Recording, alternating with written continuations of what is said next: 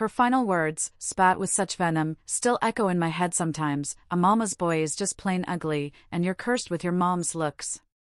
That was Chloe, the woman I'd been with for 8 months, signing off on our relationship. And honestly, it was the most clarifying moment I'd had in a long time. It laid bare everything I'd been trying to ignore, everything that had been chipping away at me since our trip to Colorado. The moment she said it, I just felt a strange mix of shock and utter relief. Like a heavy weight I hadn't even realized I was carrying suddenly lifted. All the doubts, all the discomfort, it just solidified into this absolute certainty. I didn't second-guess the breakup for a single second after that. And when I called my parents later that night, I think they felt a similar sense of release. My dad, Robert, listened for a moment then just said, "You made a good decision, son." She was dumber than a box of hair. My mom, Eleanor, had a good laugh, calling Chloe a mean girl, and was just glad it only took me 8 months to figure it out. But how did it even get to that point? Chloe and I had been together for 8 months, and for the most part, things had been great. I always found her frankness, her direct way of speaking, really refreshing. Or at least, I thought I did. We decided to take a vacation out to Colorado, and the last stop on our trip was my parents' house. I was excited for Chloe to finally meet Eleanor and Robert. When we arrived, Mom immediately ushered us in, her usual warm self. She told us she'd already made up our room, ready for us to relax, maybe even use the hot tub. Chloe, though, looked genuinely surprised. "You mean we get to stay in our own bedroom together?" she said, almost a little too loudly. Wow, my parents would never allow that unless we're married. Mom just chuckled, probably a little taken aback, and steered the conversation towards dinner plans. Later that evening, as we were all at the restaurant, the conversation flowed pretty easily at first.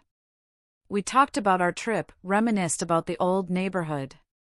But then, Chloe pivoted, out of nowhere, to talking about marriage and kids. She said something like, "I have to have kids before I hit 30. It doesn't matter for guys, though, but we women can't procrastinate." The air just changed. It got really awkward. My parents didn't say much, but I could feel it.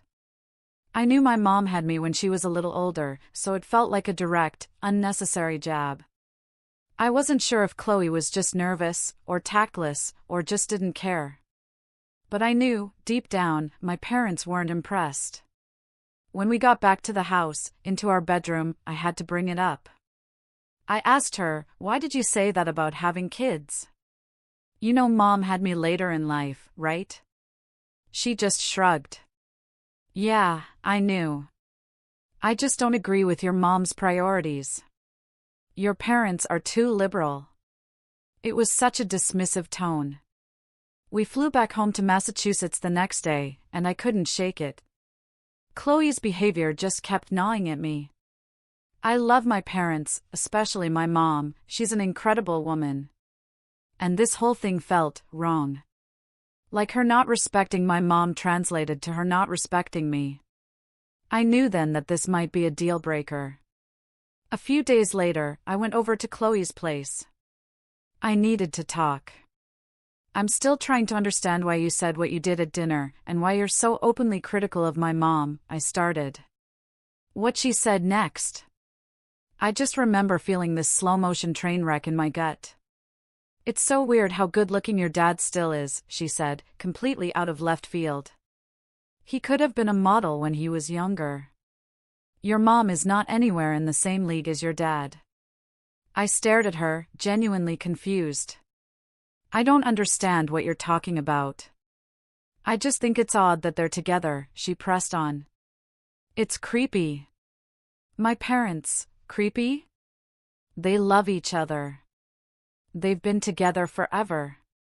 "My parents love each other," I pushed back, my voice getting tighter. "I don't get the problem you have. I actually think you purposely brought up having kids earlier than my mom to criticize her." Then came the real kicker.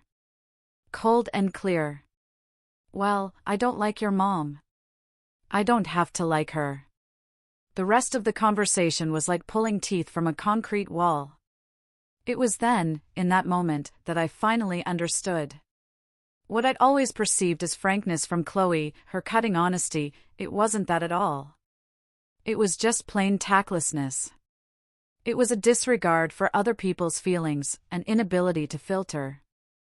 I knew then, with absolute certainty, that I couldn't be with someone who brought such doubt and negativity into my life, especially regarding the people I loved most. A partner should bring comfort and confidence, not this constant unease. So, I ended it. Right there. And that's when those parting words came out. The ones that cemented everything. Honestly, sometimes the universe gives you exactly what you need to move on. Those last words? They were a favor. There was no doubt left, no what-ifs. She even sent me a bunch of texts the next day, wanting to explain, saying she didn't mean anything. But I was done. There was nothing left to explain. The line had been crossed, permanently. Have you ever had a moment where someone's true colors were so blatantly revealed that it just made everything crystal clear?